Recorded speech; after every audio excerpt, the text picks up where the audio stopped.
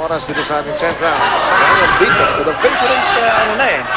Tama ka doon, oo. Kanina, hatid na Ryan Vito. Alam mo pa, ano? Oh! And Ryan Vito. The crowd getting into this fight. Sabi mo, magulang na itong final eh. Alam mo, harap mo mga kababayan. Alright, now. Sakulpan po. Ito po talagang sertipikadong knockout artist from Thailand po ito, pero hindi umubra.